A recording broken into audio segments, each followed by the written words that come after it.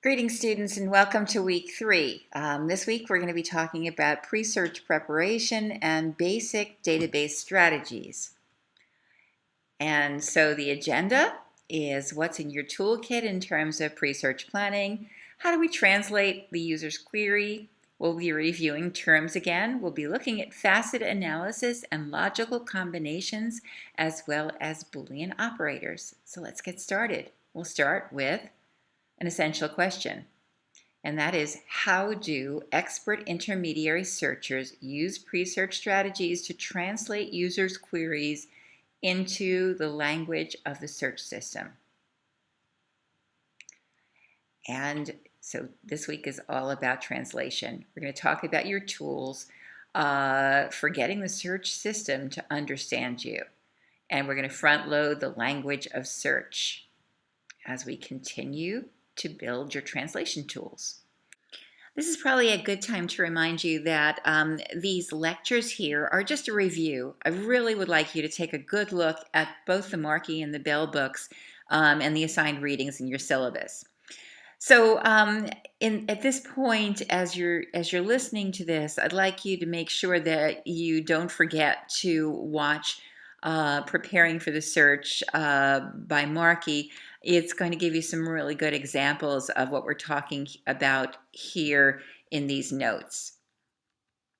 Let's go through some of the things in your toolkit. Number one, really, as you hear a question, either one of the search, the inquiries that you're doing, or anybody you're working with, think about what you're doing in terms of facet analysis. Always think about the facets that are inherent in the question. So you're expressing the essence of the query in no more than a handful of facets that should or should not be present in your retrievals. For example, should animals have legal rights? Very simply, facet 1 would be animals and facet 2 would be legal rights. You're probably wondering about that notion of should. That's kind of a relationship or something that's going to come later. Sometimes you need to express relationships between your facets, and these have often to do with things like impact or effect or influence. It's very often best to do the search first and then express the relationship part afterwards when you better understand the context or the domain in which the question is situated.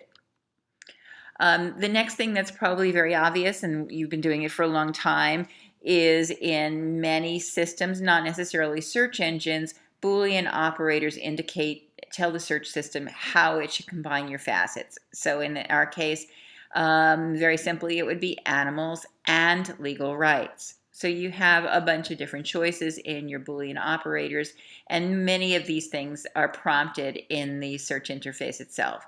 And tells the system which terms to retrieve, and all should coexist with each other. So and retrieves all of the terms, it narrows your search, or tells the system which terms might be present in retrievals. It's kind of an any of the terms approach. It broadens your search. Often it's used for synonyms or related terms. Not tells the system which terms should be deliberately excluded in your retrievals.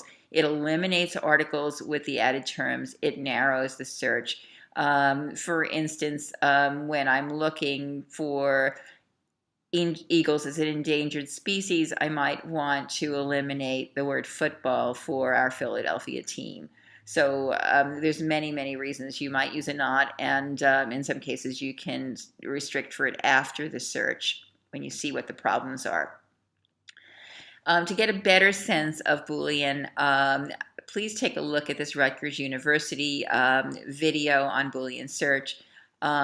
It argues that the concept of keywords in Boolean are not a dying art. They still exist in search engines and many databases. And so start this at around 1 minute 45 seconds to get that section.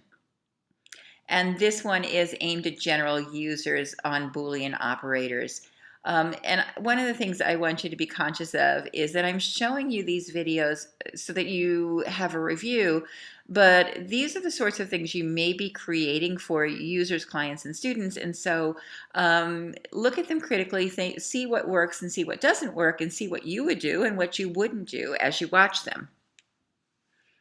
There are two different types of Boolean search systems. In a general Boolean search system, you would see 2 to 3 separate search boxes. You could probably extend and get more, and you'd have pull downs for and, or, and nots in those search engines. Often a Boolean search system will give you tips that show you Boolean search. It would have the capability of doing sets, which we'll look at a little bit later. And sometimes you have a search history capability. And an example of a Boolean search system is this one from EBGO, from Communication and Mass Media Complete. It not only allows you to do your Boolean, but it also allows you to do Boolean within a field search. Notice also that below where it says search options, if you were just typing in some words, you could expand, put your Boolean terms in later, or request that you get all or any of your terms down under search modes as an option. Extended Boolean search systems are systems that respond with relevance rank retrieval to natural language. This is generally a one-box approach with an implicit or implied Boolean or operator between search terms. So it broadens your search. As we mentioned before, field specification will restrict the words and phrases you use to a specific database field. So if you know an author's name, that can really be powerful in helping you retrieve his or her writings.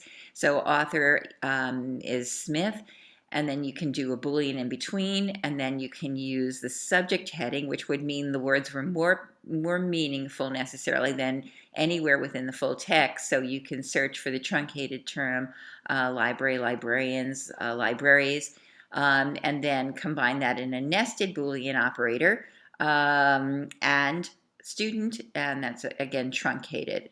We'll talk more about that.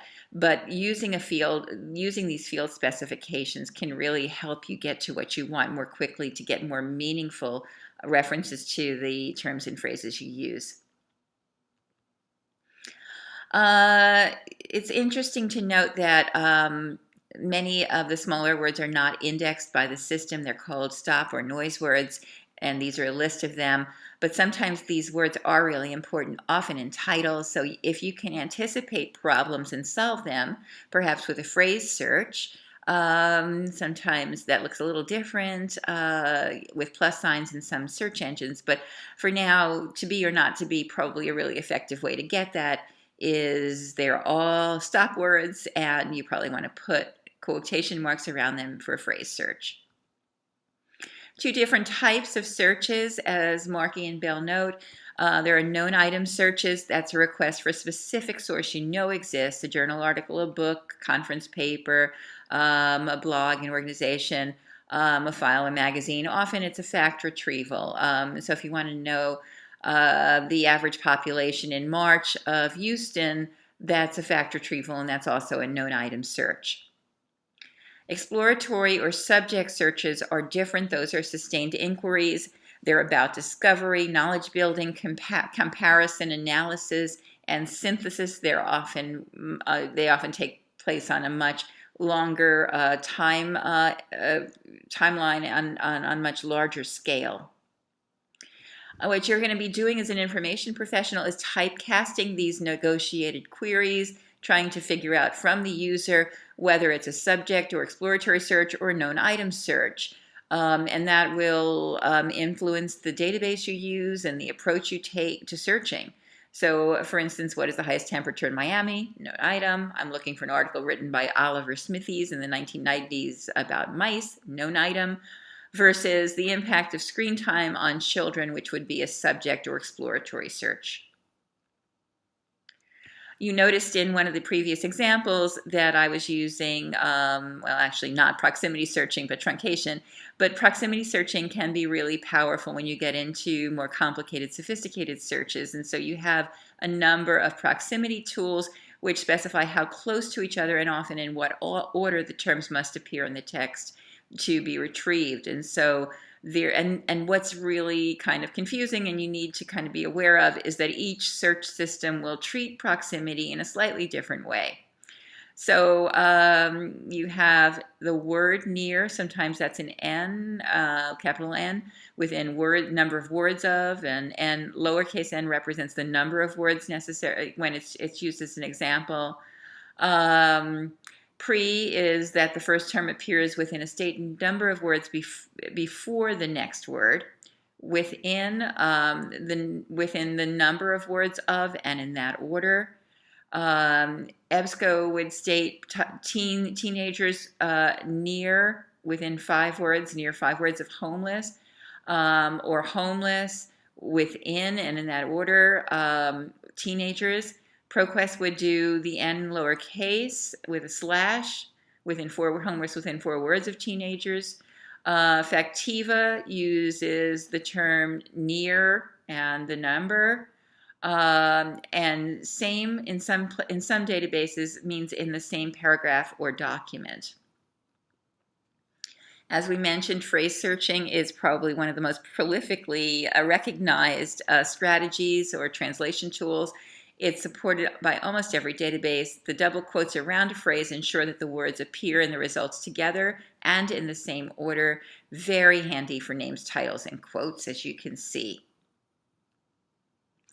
We mentioned truncation. That allows you to pick up variations of a word without having to think of all the possible variations or using endless ors. Truncation symbols are very useful. Some databases and many search engines assume truncation, which means stemming. They'll understand that they're picking up different forms of the word. But in some cases, you need to be very intentional in a database and use truncation symbols to replace multiple letters. So for instance, parents would pull up parents, parenting, and parenthood. But you want to be careful with truncation, because if you truncate too early, the word cat would pick up hundreds of variations that are not necessarily related. If you were looking for cataloging, you probably wouldn't want funny cat pictures. So that would be a problem. Wildcards are often healthy too, and they are to replace a letter on a one-to-one basis. And again, symbols vary across databases and search tools. Sometimes it's handy for a word like woman or women, which would be the singular or plural. For British spellings, they're very useful. Labor with the $ in Dow Jones Factiva would pick up either spelling of the word labor. And similarly, you could use them in spellings that, again, are British spellings, globalization, or globalization, also Australian. Other limits that you'll find in your databases, I'm sure you'll see them: scholarly, academic, or peer reviewed. That is a lovely little button, very, very popular for high school students, upper level research, and of course at the university level. Limiting to full text avoids the frustration of finding merely an abstract.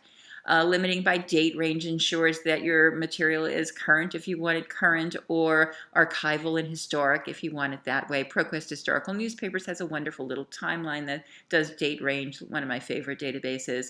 By type of format, is it a book, is it a magazine, is it a film, is it a journal, is it a newspaper, proceedings? So that's helpful. In terms of, there are some other things that are really specific to context. For instance, in a database aimed at K-12, reading level is often very important, and so Lexile scores are one measure of reading level. In business, the SIC code for particular in business or industry is a limiter that you'll find, but you won't find it, for instance, in an education database. So these are very often specific to your database. The syntax of your database is the language it uses, and often you'll discover it in your help or examples provided by the database, usually in a very handy spot. And these are the sorts of things. Is it using the word near or the letter near? Is it a capital N or a lowercase n? And so as you get into sophisticated searching, you're going to want to learn the syntax of the individual databases. So how is your success measured? What is search quality, and how do we look at it for a given query? How satisfied users are with their search experience. Satisfaction doesn't always correlate to high relevance. Sometimes the presentation of results or results with unique content trumps or substitutes for highly relevant or more popular content. So search is usually measured, or the quality of your results is usually measured in a couple of different ways. Precision focuses on your search retrieving fewer but more perfectly on target and relevant results. High precision means that you are unlikely to retrieve many or, if any, irrelevant results, also known as false drops. The opposite, or, well, corollary friction with that is recall. And recall means retrieving more results. It's the percent of all relevant documents returned, whether any relevant documents are missing.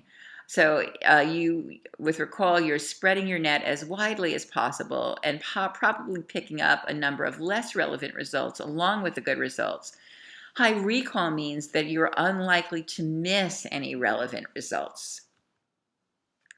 So people argue over whether it's better to have high recall or high precision. Just keep in mind, the greater the recall, the better the chance that you won't miss anything relevant, but it is more time-consuming scanning through lots of junk.